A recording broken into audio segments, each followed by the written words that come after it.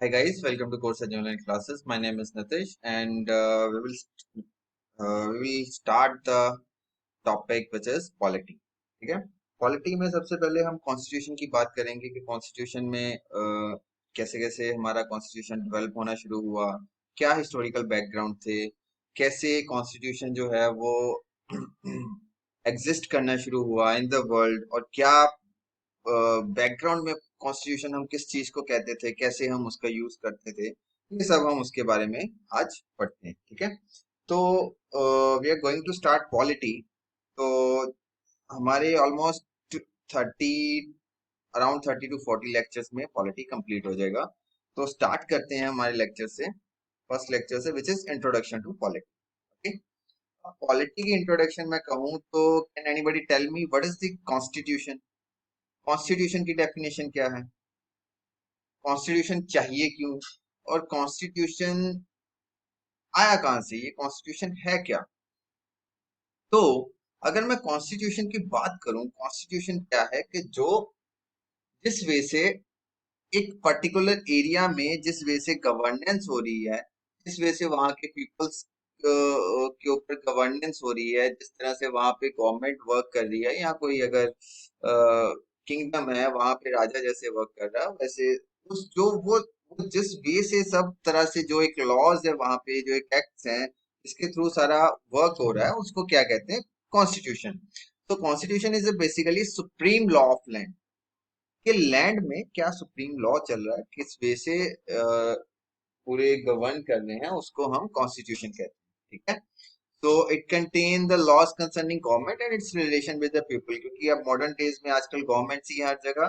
तो गवर्नमेंट्स के ऊपर बात करें तो ये अगर कॉन्स्टिट्यूशन की डेफिनेशन उस बेसिस पे करें तो क्या है? It contains law concerning government, government के जो कंसर्न्स हैं, ठीक है, जो भी उसके अंदर पावर्स आती हैं, जो भी वो बिल नए ला सकते हैं, जो भी ये कानून नए नए कानून आते हैं उनके बारे में, और वो पीपल को कैसे गवर्न कर सकते हैं, कैसे उनका साथ उनके साथ रिलेशन है, जैसे वो टैक्स में कुछ चेंजेस कर सकते हैं, जैसे पीपल जो है वो गवर्नमेंट को चूज करते हैं और अपने रिप्रेजेंटेटिव चूज करके भेजते हैं, जिससे वो जो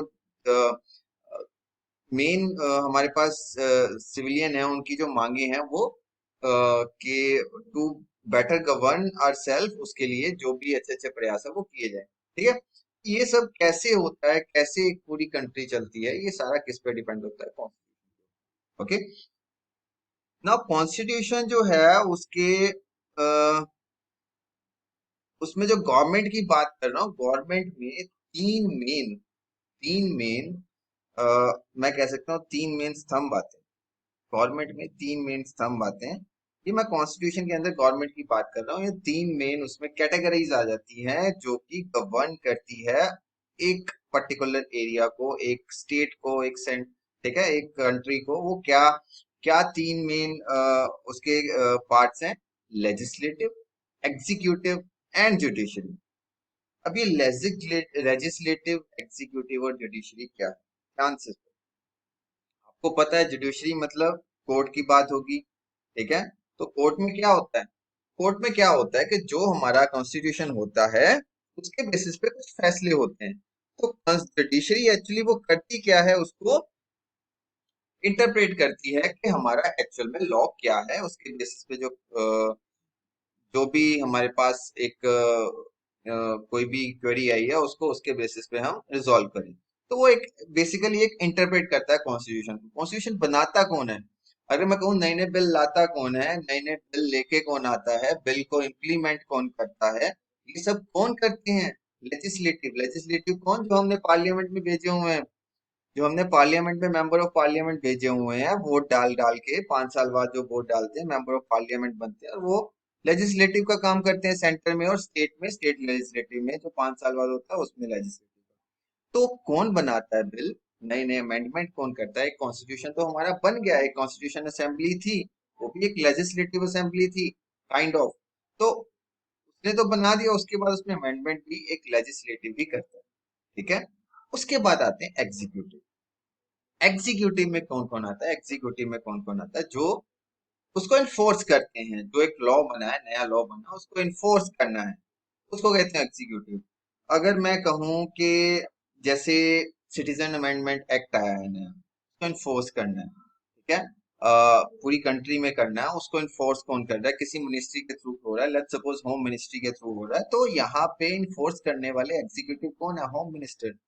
एग्जीक्यूटिव्स जो वर्क कर रहे हैं, जो इंडिया को गवर्न कर रहे हैं, इंडिया को गवर्न लेजिस्लेटिव भी कर रहे हैं, लेकिन एक्चुअल में जो फील्ड का काम है उसको देख रहे हैं, उसको गवर्न कर रहे हैं, जैसे हमारे सिविल सर्वेंट्स हो गए, ठीक है, एग्जीक्यूटिव मिनिस्ट्रीज होगी, तो ये सब जो है इन्फोर्स कर रहे हैं लॉ को, कि हाँ ये लॉ है, इसको हम इन्फोर्स कर रहे हैं। अगर कोई कह रहा है कि जीएसटी का नया बिल है, लेजिस्लेटिव ने पास कर दिया, वो लगाएगा कौन? इन्फोर्स कौन करेगा? एग्जीक्यूटिव्स जो गवर्नमेंट के अंदर वर्क कर रहे हैं वही तो करेंगे। सो वो इन्फोर्स करने वाले होंगे एग्जीक्यूटिव। तो गवर्नमेंट तीन तरह से बटी होती है, लेजिस्लेटिव, एग्जीक्यूटिव और जुडिशरी, ठीक है। और हमें कहा जाता है कि जो गवर्नमेंट है, जो हमारी कंट्री है, उसको अच्छे से चलने के लिए, कि वो बिल्कुल अच्छे तरीके से, बिल्कुल सही तरीके से चले, बहुत ही उसमें कुछ गड़बड़ी ना हो, तो क्या होना चाहिए? इन तीनों को इंडिपेंडेंट होना चाहिए, इन तीनों को आपस में इंडिपेंडेंट होना चाहिए, जो कि धीरे धीरे इंडिया में खत्म हो रहा है। क्योंकि धीरे धीरे इंडिया में खत्म हो रहा है, आपको पता है, लेजिस्लेटिव से ही एग्जीक्यूटिव निकलते हैं, ठीक है। अगर प्रेसिडेंट की बात करें तो प्रेसिडेंट भी एक एग्जीक्यूटिव है, फर्स्ट एग्जीक्यूटिव। वो अगर मैं कहूँ कि जो एग्जीक्यूट करता है बिल्स को साइन करके, या जी ये इंडिया में एग्जीक्यूट होगा। तो ये सारे किसके अंदर आ जाते हैं? लेजिस्लेटिव पावर के अंदर, जो हम एमपी भेजते हैं, जो सेंटर की सरकार बनाती है। जुडिशरी की बात करूं, जुडिशरी भी किसके अंदर आ जाती है? कुछ हमारी पॉलिसीज आई थी कि कैसे हमने जुडिशरी में जो सुप्रीम कोर्ट में जज बनाने हैं, वो कैसे बनाने हैं, किसके बेसिस पे बनाने हैं, सुप्रीम कोर्ट पे जज कौन रिकमेंड करेगा? प्रेसिडेंट करेगा। तो अल्टीमेटली वो पावर जो है सेंटर के आता है, सेंट्रली बाइज्ड है हमारी। कह तो सकते हैं हमारे सारे इंडिपेंडेंट है, बट सेंट्रली बाइज्ड, कुछ हद तक सेंट्रली बाइज्ड है, जो कि कुछ हद तक तो ये कह लो कि जब सेंटर को अपने हिसाब से काम करना होता है वो कर ही लेती है। तो कुछ हद तक भी नहीं कह सकते, बट हाँ सेंट्रली बाइज्ड इंडिपेंडेंस है, ठीक है। अब हमें इनके लिए एक कंट्री को कॉन्स्टिट्यूशन क्यों चाहिए? कॉन्स्टिट्यूशन क्यों चाहिए? हमारे ऐसे भी काफी कस्टम्स थे, रीति रिवाज थे, उसके बेसिस पे चलती आ रही थी, तो वो भी एक टाइप काइंड ऑफ कॉन्स्टिट्यूशन था। अगर कॉन्स्टिट्यूशन को दो काइंड के होते हैं, अनरिटन और रिटन। हमारा रिटन है। अनरिटन क्या हो गया? जो कई स्टेट्स, कई कंट्रीज में अनरिटन भी है, जैसे कि जापान में हो गया, वहां पे रिटन कॉन्स्टिट्यूशन नहीं है। वहां पे प्रेजेंट सिनेरियो के ऊपर जो एक बार जजमेंट आ जाती है उनके कोर्ट की, वो एक लॉ, एक तरह का एक लॉ माना जाता है, ठीक है। वहां पे रिटर्न कुछ नहीं है। तो वो प्रेजेंट पर्सपेक्टिव पे जो चेंजेस आ रहे हैं उसके बेसिस पे वो करते रहते हैं। और मैं कुछ कहूं कि अगर जैसे पहले की बात हो, राजा महाराजों से पहले की, उसके उस टाइम की, उससे पहले की, तब हमारा कॉन्स्टिट्यूशन क्या होता था? कुछ नहीं होता था। तब क्या होते थे? कस्टम्स होते थे, रीति रिवाज होते थे। लॉज की बात करूं तो एक आपने सुना होगा सुन्नी लॉ, शिया लॉ, वो कुछ मुस्लिम्स के लॉ होते हैं, वो एक लॉज होते हैं, मतलब वो भी एक रीति रिवाज थे, ठीक है। वो भी एक रीति रिवाज थे। कॉन्स्टिट्यूशन दो तरह का, रिटन और अनरिटन, ठीक है। तो पहले अनरिटन चलता था, गवर्न करती थी, तब भी करती थी। तो ये जो है, अब कॉन्स्टिट्यूशन बनाने की जरूरत क्यों पड़ी? क्यों पड़ी? क्योंकि हमें ये तीन तीन हमारे जो गवर्नमेंट के पार्ट्स हैं, तीन गवर्नमेंट के भी नहीं कह सकता, तीन जो कंट्री के मेन कर्ता धर्ता है, जो सब कुछ चलाएंगे, इनकी आपस में रिलेशनशिप क्या होनी चाहिए? इनकी पीपल के साथ रिलेशनशिप क्या होनी चाहिए? क्या रिलेशन होना चाहिए? कैसे ये कंट्री के बेटरमेंट के लिए वर्क करेंगे? कैसे इनके ऊपर जो है वो एक नजर भी रखी जाएगी, ठीक है। कैसे अगर कुछ गलत कर रहे हो तो इम्पीचमेंट हो सकता है, कुछ हो सकता है, वो कैसे होगा? तो सारे ये लॉज जो हैं, कि जो कोई एक सुप्रीमेसी ना हो किसी इंडिविजुअल्स की या किसी ग्रुप ऑफ इंडिविजुअल्स की, एक लॉ ऑफ पीपल हो, एक पूरी कंट्री के जो पर्सन है उनके बेसिस पे सब लॉ चल रहा हो, ना कि एक दो 10 12 बंदों के बेसिस पे या एक बंदे के बेसिस पे। इसके लिए कॉन्स्टिट्यूशन जो है वो बनाना पड़ा, कि जिसके बेसिस पे हमने सबको एक अलग अलग अपना इंडिपेंडेंट वो दे दिया, अपना इंडिपेंडेंट काम दे दिया कि ये करना है, और उसके ऊपर नजर कैसे रखनी है, उसको हमने कैसे गवर्न करना है, और पीपल को कैसे उससे हेल्प होगी, क्या कुछ होगा, वो सब कुछ, क्या उनके पीपल्स के राइट्स हैं, क्या चीजें हैं, सारा कुछ इसमें आ जाता है। इसलिए हमें कॉन्स्टिट्यूशन की जरूरत पड़ी कि हम अ, कैसे जो है वो गवर्न करेंगे। The main thing is governance कैसे करनी है वो कॉन्स्टिट्यूशन के अंदर लिखा होता है। गवर्नेंस कैसे करनी है वो कॉन्स्टिट्यूशन के अंदर लिखा होता है। तो ये हमारा कॉन्स्टिट्यूशन का हो गया। अगर इसका बैकग्राउंड की बात करूं मैं कॉन्स्टिट्यूशन के, तो हिस्टोरिकल बैकग्राउंड की बात करूं, एक आपने बुक पढ़ी होगी अर्थशास्त्र, सुनी होगी, पढ़ी तो आपने शायद 10th +2 में भी सीबीएसई में पढ़ी होगी अगर किसी ने किया होगा, अर्थशास्त्र। पर वो अर्थशास्त्र कुछ और है। एक चाणक्य ने लिखी थी बुक अर्थशास्त्र, चाणक्य ने लिखी थी बुक अर्थशास्त्र। यहाँ पे मैंने लिखा नहीं है, बुक का नाम नहीं लिखा, तो अगर चाणक्य ने बुक लिखी थी अर्थशास्त्र, अर्थशास्त्र एक बुक लिखी थी, वो एक्चुअली किसके ऊपर थी, वो किसके ऊपर बेस्ड थी? पहली बुक ऐसी जिसमें कुछ कुछ पॉलिटी का भी पार्ट था, जो कि हम अभी कर रहे हैं, कुछ कुछ स्टेट क्राफ्ट का भी पार्ट था, कि कैसे हमने एक स्टेट को गवर्न करना, या कैसे उसमें जो है हमने कुछ चीजें बनानी है, कुछ भी बढ़िया सा करना है, वो काम करना है, और एक मिलिट्री स्ट्रेटजी क्या होनी चाहिए, वो उसमें सारा कुछ था। तो उसको हम सिर्फ एक वही नहीं कह सकते, एक पॉलिटी का पार्ट नहीं कह सकते। पॉलिटी का पार्ट भी आ गया यहाँ पे, स्टेट क्राफ्ट एक इकोनॉमी का पार्ट आ गया, कि कैसे गवर्न करना है और कैसे चलानी है, अपनी स्टेट चलानी है, और मिलिट्री जो हमारी फोर्सेस के ऊपर, तीनों पार्ट आ जाते हैं इसमें। तो एक हिस्टोरिकल बैकग्राउंड में कहूँ तो कुछ पोर्शन जो है पॉलिटी का आपको मिलेगा, it's not all about the polity, ठीक है, सारी पॉलिटी नहीं है। चाणक्य को भी चाणक्य भी कह देते हैं, कौटिल्य भी कह देते हैं, ठीक है, बहुत से नाम है इसके। इसके बाद पहली बार ऐसे लॉज और रूल्स अगर हमें कभी देखने को मिले हैं, तो वो तब मिले हैं जब हमारे यहाँ ब्रिटिश जो है वो पहली बार आए। ब्रिटिश कॉलोनीज जो पहली बार आना शुरू हुई, यूरोपियन कॉलोनी शुरू हुई with entry of Portuguese. Portuguese ने सबसे पहले किया था ना एंटर। तो उसके बाद जो कॉलोनीज यूरोपियंस आना शुरू होगी, फिर ब्रिटिश की आई, तो उनके एक लॉज बनने लगे थे। ईस्ट इंडिया कंपनी का एक लॉ बना स्टार्टिंग में, कि कंपनी ट्रेड कर सकती है। फ्रेंच का भी बना था, डच का भी बना था, राइट। तो इनके अलग अलग बने थे, तो वहां से जो है वो स्टार्ट हुआ है लॉज या एक्ट आना। लेकिन एक किसी पर्टिकुलर इंडिया के एरिया को जो गवर्न करने वाला लॉ था या एक्ट था, वो सबसे पहले आया रेगुलेटिंग एक्ट। वो सबसे पहले आया रेगुलेटिंग एक्ट 1773।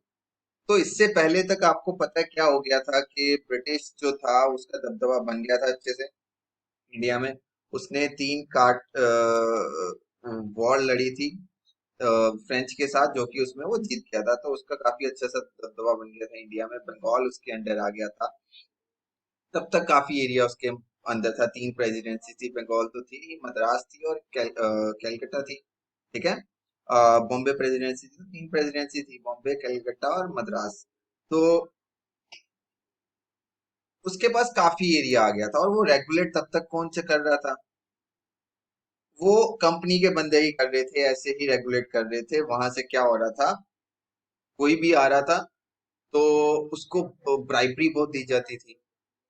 जो यहाँ पे राजे थे उनको ब्राइबरी बहुत देते थे, कि हमारी हेल्प करो, हमारी आर्मी की हेल्प करो, उसके बदले में ये होगा, हमें गवर्निंग के लिए, किसी के लिए। तो इतनी वहां पे ब्राइबरी चल रही थी, इतनी कंपनी के अंदर ब्राइबरी चल रही थी, कि यहाँ पे जो बंदा कोई एक हाई पोस्ट में आके 5 साल भी काम करके जाता था ईस्ट इंडिया कंपनी में, वो माला माल होके इंग्लैंड लौटता था। ये बात जो थी वहां की मिनिस्ट्रीज को अच्छी नहीं लग रही थी, वहां की गवर्नमेंट को अच्छी नहीं लग रही थी, कि हम यहाँ पे इतनी देर देर तक काम कर रहे हैं, 30 30 40 40 साल काम कर रहे हैं, हम इतना नहीं कमा पा रहे, वो 5 10 साल में काम करके आके यहाँ पे करोड़पति बन रहे हैं, बिलियनियर बन रहे हैं। इतना पैसा कहाँ से आ रहा है? तो इन्होंने सबसे पहली बार अगर इंडिया की धरती के ऊपर अगर कोई एक्ट शुरू किया था, वो था रेगुलेटिंग एक्ट। सबसे पहले जो कोई एक्ट आया वो आया रेगुलेटिंग एक्ट। तो रेगुलेटिंग एक्ट बेसिकली जो हमारी ईस्ट इंडिया कंपनी थी, जिसके अंडर काफी इंडियन पोजेशन भी आ चुकी थी और वो अपना मिलिट्री पावर भी शो कर रही थी, साथ साथ के साथ ही वो अपना व्यापार भी कर रही थी, राइट, बिजनेस भी कर रही थी। तो उसके लिए एक एक्ट बनाया गया, जो कि उसके ब्रिटिश गवर्नमेंट के थ्रू आया था, रेगुलेटिंग एक्ट। और उस रेगुलेटिंग एक्ट जो हम कहते हैं, वो सबसे पहला एक एक्ट या कुछ ऐसा लॉ था जो कि इंडिया के इंडियन रीजन में सबसे पहले। तो देखो इस एक्ट के बारे में सबसे पहले देखते हैं। सबसे पहला एक्ट हमारा कौन सा आया था? रेगुलेटिंग एक्ट 1773, ये आपने याद रखना, ठीक है। अब इस रेगुलेटिंग एक्ट 1773 की बात करें तो क्या क्या चीजें थी, क्या क्या चीजें थी। ये पहला स्टेप था ब्रिटिश गवर्नमेंट का कंट्रोल करने के लिए, किसका? ईस्ट इंडिया कंपनी पे कंट्रोल रखने के लिए, कि जो उसके अफेयर्स चल रहे हैं किसी इंडिया इंडिया में किसी किंग के साथ, किसी स्टेट के साथ, किसी अवध या किसी भी स्टेट के साथ, वो कैसे चल रहे हैं उसको, उसके ऊपर कंट्रोल रखने के लिए, ठीक है। और फिर क्या क्या चीजें थी, और वहां पे पहले हमारे पास तीन प्रेसिडेंसी थी, बॉम्बे, मद्रास, कैलकाटा। और उसने क्या किया, इस रेगुलेटिंग एक्ट ने क्या किया, इसने किया कि सब हर जगह पहले एक एक जनरल था बैठा हुआ, हर एक प्रेसिडेंसी में एक एक जनरल बैठा था, उनका डिफरेंट, उनका अलग से एग्जीक्यूटिव और लेजिस्लेटिव काम चलता था अलग अलग से। क्या हुआ इसके बाद, क्या हुआ कि जो बंगाल के बंगाल का गवर्नर था ना, बंगाल का गवर्नर, तीन गवर्नर बैठे थे, बंगाल का जो गवर्नर था ना, उसको गवर्नर जनरल ऑफ बंगाल बना दिया। और जो लेजिस्लेटिव वर्क होता था किसका? तीनों प्रेसिडेंसीज का, तीनों प्रेसिडेंसीज का जो लेजिस्लेटिव वर्क होता था, वो अल्टीमेटली थोड़ा थोड़ा, कुछ कुछ पावर जो है उसकी पूरी नहीं गई, अभी अभी पूरी नहीं गई, थोड़ी थोड़ी पावर जो है वो उसके पास चली गई। गवर्नर, जो general of Punjab, governor of Bengal था, वो गवर्नर जनरल ऑफ बंगाल बन गया, उसके पास पावर। अभी गवर्नर जनरल था, वो पूरी इंडिया में जितनी पोजीशन थी सबके ऊपर थोड़ा बहुत कंट्रोल रख रहा था। तो उसको अपने लेजिस्लेटिव और एग्जीक्यूटिव वर्क के लिए चार एग्जीक्यूटिव, चार बंदों की एग्जीक्यूटिव काउंसिल बनाई गई। सबसे पहले जो थी इंडिया में, क्या बना? एग्जीक्यूटिव्स। मैंने बताया ना, गवर्नमेंट में तीन होते हैं, लेजिस्लेटिव, एग्जीक्यूटिव और जुडिशरी। सबसे पहले एग्जीक्यूटिव जो थे वो हमारे इंडिया में सबसे पहले आए थे। एग्जीक्यूटिव, चार एग्जीक्यूटिव, चार बंदों की एग्जीक्यूटिव बनी थी, जो कि गवर्नर जनरल की हेल्प कर रही थी एग्जीक्यूटिव मामलों में भी, एज वेल एज लेजिस्लेटिव मामलों में भी। एग्जीक्यूटिव मामलों में तो हेल्प कर ही रही थी, एज वेल एज लेजिस्लेटिव मामलों में भी कर रही थी। अभी एग्जीक्यूटिव में तो कर रही थी, नाम इसका एग्जीक्यूटिव, तो लेजिस्लेटिव में कैसे कर रही थी? इसका एग्जाम्पल मैं आपको देता हूँ। देखो, हम अपने सेंटर के लिए जब मेंबर ऑफ पार्लियामेंट चुनते हैं, तो हम लेजिस्लेटिव चुनते हैं। वो बेसिकली होते क्या है? लेजिस्लेटिव होते हैं, जो हम चुन के भेजते हैं वो एक लेजिस्लेटिव होते हैं। अब वो जो बाद में जो वहां पे मेजोरिटी होती है, मेजोरिटी गवर्नमेंट होती है, वो क्या करती है? वो एक मिनिस्ट्री बनाती है जो सारा वर्क करेगी इंडिया का। प्राइम मिनिस्टर ये सब बनाते हैं, उसमें प्रेसिडेंट के बाद में बीच में कभी इलेक्शन होते हैं, प्रेसिडेंट बनता है। तो वो उनके अंदर से, प्रेसिडेंट तो मे बी उनके, प्रेसिडेंट उनके अंदर से नहीं आता, लेकिन बाकी जो वहां पे लेजिस्लेटिव पीछे हैं, उनके अंदर से मिनिस्टर्स बन के आते हैं, ठीक है। तो बेसिकली आजकल क्या है कि लेजिस्लेटिव जो है वो मेन पावर है, उनको एग्जीक्यूटिव का काम दिया जाता है चुन चुन के, कि ये मिनिस्ट्री का ये देखोगे, ये पोर्टफोलियो, शिपिंग पोर्टफोलियो ये देखेगा, कृषि का ये देखेगा, उसका ये देखेगा, उसको एग्जीक्यूटिव का काम। तो स्टार्टिंग कैसे हुई थी? एग्जीक्यूटिव बने थे सबसे पहले, और उसको लेजिस्लेटिव का थोड़ा थोड़ा काम किया जा रहा था। आज बिल्कुल उल्टा है, आज बिल्कुल उल्टा है, लेजिस्लेटिव बने हुए हैं, उसमें से उनको चुन चुन के एग्जीक्यूटिव का काम दिया जा रहा है। और जो मेन चीज, अभी देखो रेगुलेटिंग एक्ट में मेन चीज जो मैं बोल रहा था, तंग क्यों हुए थे ब्रिटिश पार्लियामेंटेरियन, क्यों तंग हुए थे? बहुत पैसा कमा के लेके आ रहे थे, बहुत पैसा कमा के लेके आ रहे थे। सबसे मेन चीज उनके लिए रात भरी ये थी, जो ब्रिटिश पार्लियामेंट में बैठे हुए थे, कि servant of the company prohibited for engaging any private trade और ब्राइब्स। कोई प्राइवेट ट्रेड नहीं कर सकता कंपनी के ट्रेड के अलावा, और कोई वो ब्राइब्स नहीं लेके आ सकता, चाहे वो उसको कोई दे रहा हो राजा, चाहे ना दे रहा हो, कोई ब्राइब्स नहीं, कोई कुछ नहीं ऐसा कर सकता। ये जो मेन स्टेप था, यही इसी की वजह से ये रेगुलेटिंग एक्ट में कह सकता हूँ कि आया था। यही एक मेन स्टेप था जिसके वजह से रेगुलेटिंग एक्ट आया था। इस रेगुलेटिंग एक्ट ने क्या किया, एक एडमिनिस्ट्रेशन भी थोड़ा बहुत हमारा अच्छा कर दिया, जो कि ब्रिटिश पोजेशन के अंदर जो हमारी ग्राउंड थी। ठीक है। तो अब क्या हुआ, कंपनी जो है वो कंट्रोल होने लगी किसके द्वारा, ब्रिटिश गवर्नमेंट के द्वारा। कैसे, उन्होंने कोर्ट ऑफ डायरेक्टर्स बनाए। उन्होंने कोर्ट ऑफ डायरेक्टर्स बनाए थे जो कि ब्रिटिश गवर्नमेंट को सब बातें बताती थी कि कैसे पोजेशन चल रही है, क्या कंट्रोलिंग हो रही है। बट ये कोर्ट ऑफ डायरेक्टर्स थे, ये डिसाइड कौन करता था, ये तो बना दिए, लेकिन ये डिसाइड कौन करता था, ये अगेन डिसाइड जो है ईस्ट इंडिया कंपनी वाले करते थे, कौन है court of director. Court of directors के मेंबर कौन से हैं। तो एक एक काइंड ऑफ एक क्या कहते हैं कि पर्दा सा लगा के हमने लगा दिया कि हाँ हम अब देख रहे हैं, सामने पर्दा लगा के आंखों के सामने, कि हमने वहां अपने बंदे रख दिए, पर वो बंदे चूज कौन कर रहा है, वो वही कर रहा है जिसके ऊपर आप नजर रख रहे हो। राइट। तो कोर्ट ऑफ डायरेक्टर्स बना दिए, पहली बार एग्जीक्यूटिव काउंसिल बनी थी, कोर्ट ऑफ डायरेक्टर्स बने थे। कोर्ट ऑफ डायरेक्टर्स का काम क्या था, कंपनी जो काम कर रही है उसको देखना, कंट्रोल करना और उसको गवर्नमेंट, ब्रिटिश गवर्नमेंट को बताना। तो सबसे पहले एक्ट ये जो आया, रेगुलेटिंग एक्ट आया। अब इसके बाद क्या हुआ, इसके बाद क्या हुआ, एक पिट्स नाम का, विलियम पिट्स नाम का था शायद एक पीएम उस टाइम पे, ब्रिटिश का। उन्होंने भेजा एक एक्ट नया, Pitt's India act. Pitt's India act आया, उससे क्या हो गया, कंपनी के दो अलग अलग फंक्शंस को, दोनों को अलग कर दिया। कंपनी के दो फंक्शन चल रहे थे, एक तो वो कमर्शियल काम कर ही रही थी, एक पॉलिटिकल में भी आ गई थी। आपको पता है, पॉलिटिकल में भी आ गई थी, कहीं पोजेशन ले रही थी, कहीं पे कुछ ट्रीटीज कर रही थी कईयों के साथ, कहीं स्टेट्स के साथ, कहीं किंग्स के साथ। ठीक है, अलग अलग इंडिपेंडेंट स्टेट्स के साथ। तो पॉलिटिकल अलग कर दिया और कमर्शियल अलग कर दिया। कोर्ट ऑफ डायरेक्टर्स तो बने ही हुए थे, कोर्ट ऑफ डायरेक्टर्स को काम दे दिया, आप कमर्शियल वर्क की तरफ ध्यान, आपका काम ये है कमर्शियल की तरफ देखना। जो कि कौन गवर्न कर रहा था एक्चुअली, मैंने कहा था आपको, east India company. East India company के बंदे ही थे जो उसको कोर्ट ऑफ डायरेक्टर्स में मेंबर्स चूज करते थे। लेकिन ये जो नई चीज है, बोर्ड ऑफ कंट्रोल, ये board of control political check करती थी। और ये कौन चूज करती थी, यहाँ के मेंबर कौन चूज करता था, यहाँ के मेंबर चूज करता था ब्रिटिश गवर्नमेंट। ये पहली बार जो है ब्रिटिश गवर्नमेंट के अंदर सीधा सीधा एक पावर आ गई। ये पावर आई से छूट के, कंपनी से छूट के, एक एक फंक्शन की पावर सीधे सीधे ब्रिटिश के अंदर आ गई विद बोर्ड ऑफ कंट्रोल। ठीक है।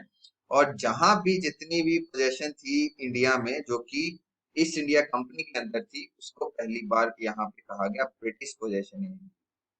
जो भी ईस्ट इंडिया के अंदर जगह, जो भी उसने अपने अंडर कर ली थी इंडिया में, ईस्ट इंडिया कंपनी ने, उसको ब्रिटिश पोजेशन इन इंडिया कहा गया, कि ये जो है वो ब्रिटिश पोजेशन है, ना कि कंपनी की पोजेशन है। ठीक है। फर्स्ट टाइम ये रिकमेंडेशन हुई थी यहाँ पे पिट्स इंडिया की। ओके। तो अब मैं आपसे पूछता हूँ कुछ सवाल इसके बारे में, रेगुलेटिंग एक्ट के बारे में। तो रेगुलेटिंग एक्ट के टाइम क्या हुआ था, गवर्नर ऑफ बंगाल को governor general of Bengal, power जो थी बाकी प्रेसिडेंसीज की भी थोड़ी बहुत लेजिस्लेटिव पावर इसके अंडर आती थी। तो क्या आप बता सकते हैं कि इस टाइम गवर्नर ऑफ बंगाल कौन था जो गवर्नर जनरल बन गया उस टाइम? 1773 में कौन था गवर्नर ऑफ बंगाल जो गवर्नर जनरल बन गया, कौन था, क्या नाम था उसका? उसका नाम था वारन, क्या नाम था, वारन हेस्टिंग। ठीक है। तो पहली बार जिसको गवर्नर जनरल बनाया गया इंडिया में, governor general of Bengal, governor से गवर्नर जनरल ऑफ बंगाल बनाया गया, कौन था, वारन। एक और मैं क्वेश्चन पूछता हूँ आपके इस एक्ट के बेसिस पे, कि फर्स्ट सुप्रीम कोर्ट कब बनी थी? यहाँ पे तो नहीं लिखा, लेकिन जो first supreme court, supreme judicial जो बनना था इंडिया, इंडियन सब कॉन्टिनेंट के ऊपर जो पहली बार बना था, it's due to this regulating act. और वो कहाँ पे बना था, fort William, fort William Bengal के अंदर बना था। फोर्ट विलियम में बना था फर्स्ट सुप्रीम कोर्ट, जो कि तीनों प्रेसिडेंसी का एक हाईएस्ट लेवल का कोर्ट था, जो कि हम उसको सुप्रीम कोर्ट भी कह देते हैं। उसको सुप्रीम कोर्ट वहां पे कहा नहीं जाता था, सुप्रीम कोर्ट, सुप्रीम जुडिशियल भी कह देते थे। ये फर्स्ट सुप्रीम कोर्ट अगर कहें, kind of a first supreme court जो इंडिया में आया, तो वो कहाँ बना था? फोर्ट विलियम में 1774 में बना था, विद दिस एक्ट। इस एक्ट की वजह से, इस एक्ट में लिखा गया था कि एक एस्टेब्लिशमेंट होगी, क्योंकि बंगाल को प्रेसिडेंसी दे दी, बंगाल को हाईएस्ट पावर दे दी थी, गवर्नर जनरल दे दिया था, गवर्नर की जगह गवर्नर जनरल ऑफ बंगाल बन गया था। तो इसलिए जो सुप्रीम कोर्ट था, सुप्रीम कोर्ट था, वो भी फोर्ट विलियम में बना था, बंगाल वाली से। ठीक है, पहला सुप्रीम कोर्ट, जो काइंड ऑफ पहला सुप्रीम कोर्ट कह सकते हैं जो इंडिया में बना था, वो ये था, फोर्ट विलियम के अंदर एक बना था। ठीक है, तो ये हो गई मेरी रेगुलेटिंग एक्ट की बात। अब मैं पिट्स एक्ट की बात करूं। जब ये पिट्स एक्ट आया था, पिट्स एक्ट में कुछ ऐसा तो नहीं बोला कि ये गवर्नर जनरल ऑफ बंगाल का नाम चेंज करके कुछ और रख दिया, ऐसा तो नहीं बोला मैंने। तो उस टाइम पे क्या आप बता सकते हो कि गवर्नर जनरल कौन था? उस टाइम पे क्या आप बता सकते हो गवर्नर जनरल कौन था? उस टाइम पे कौन था? उस टाइम पे भी जो आपका गवर्नर जनरल था, ये भाई साहब हटने का नाम नहीं ले रहे थे, वारन हेस्टिंग, यही थे गवर्नर जनरल। उस टाइम पे भी ये वारन हेस्टिंग ही गवर्नर जनरल था। एक्चुअली ये बना ही 1773 में था, और आगे जाके ये 1785 तक ये जो है गवर्नर जनरल रहा बंगाल का। ठीक है, उस टाइम पे भी कौन था? जो हमारा वारन हेस्टिंग है, वही हमारा गवर्नर जनरल। ओके, तो और क्वेश्चन पूछूं अगर मैं पिट सेक्ट से अगर मैं और क्वेश्चन पूछूं, तो क्या आप ये बता सकते हो मेरे को कि ब्रिटिश पोजेशन, या मैं कहूँ कंपनी की जो मोनोपोली चल रही थी, कंपनी की जो मोनोपोली चल रही थी, वो कब खत्म हुई? वो कब खत्म हुई? कोर्ट ऑफ डायरेक्टर्स तो पहले भी बन गए थे। ने क्या कहा था कि ये जो बना रहे थे कोर्ट ऑफ डायरेक्टर्स के मेंबर्स थे, वो कहाँ से ले रहे थे? East India company. तो ब्रिटिश जो गवर्नेंस के अंदर जो इंडियन पोजेशन आई, वो पहली बार कब आई? Pitt's India act. क्यों? कि पूरे एडमिनिस्ट्रेशन पे कंट्रोल हो गया था किसका? ब्रिटिश गवर्नमेंट का, with the help of code of control. तो सबसे पहले पूरी इंडिया की, ईस्ट इंडिया कंपनी की मोनोपोली थी, वो सारी वेनिश होगी with the help of this act, Pitt's India act 1784। Okay, तो ये थे हमारे पहले दो एक्ट। पहले दो हम कह सकते हैं लॉस जो हमारे अंदर आए, हमारे इंडिया में आए थे, to govern the British possession of India, तब तक जितनी थी, तब तक जितनी थी। ठीक है, तो आगे के एक्ट देख लेते हैं हम। इससे पहले एक और बात, कि मैं कह रहा था कि हमारी तीन प्रेसिडेंसी थी, तीन प्रेसिडेंसी थी, बॉम्बे, मद्रास और कैलकटा, कैलकटा बंगाल की। तो मैंने कहा था कि पॉलिटिकल कुछ पावर्स दे दी थी, लेकिन इस एक्ट में मिलिट्री पावर, कि वॉर कहाँ पे करनी है, कैसे करनी है, वॉर करनी है कि नहीं करनी है, ये पावर भी हम दे देते हैं। किसको? गवर्नर जनरल ऑफ बंगाल को, कि वही डिसाइड करेगा, वही की प्रेसिडेंसी डिसाइड करेगी। तो और जो पावर धीरे धीरे जो सेंटर हमारा बनता जा रहा था, वो ब्रिटिश पोजेशन का, वो एक काइंड ऑफ कैपिटल जो बन रही थी, वो कौन सी बन रही थी? कैलकटा। ठीक है, कैलकटा प्रेसिडेंसी, जो प्रेसिडेंसी ऑफ बंगाल थी, वो मेरी एक तरह की कैपिटल बनती जा रही थी, एक तरह की मेन पावर बनती जा रही थी। ठीक है, अब मैंने कहा यहाँ पे देखो एग्जीक्यूटिव काउंसिल चार थे, क्या हुआ यहाँ पे आके तीन हो गए थे। उसका कुछ ज्यादा फर्क नहीं पड़ा, थोड़े दिनों बाद, थोड़ी कुछ टाइम बाद ये फिर से चार, और फिर पांच, फिर छह हो गए थे। ठीक है, इसका हमें कोई ज्यादा देखना नहीं है। कोर्ट ऑफ डायरेक्टर्स की बात करूं तो वो, हाँ, कमर्शियल पे, क्यों कमर्शियल पे गया? क्योंकि ईस्ट इंडिया कंपनी का कंट्रोल था कोर्ट ऑफ डायरेक्टर्स पे। लेकिन बोर्ड ऑफ कंट्रोल कौन डिसाइड करती थी? कौन डिसाइड करती थी? ये जो ब्रिटिश का किंग या क्वीन है, वो डिसाइड करेंगे, और ब्रिटिश की पार्लियामेंट डिसाइड करेगी। ठीक है, छह मेंबर्स होते थे इनिशियली इसके, और छह मेंबर्स होते थे। उसके बाद जो है धीरे धीरे बढ़ते गए, आगे क्या हुआ वो आगे बताएंगे। ठीक है,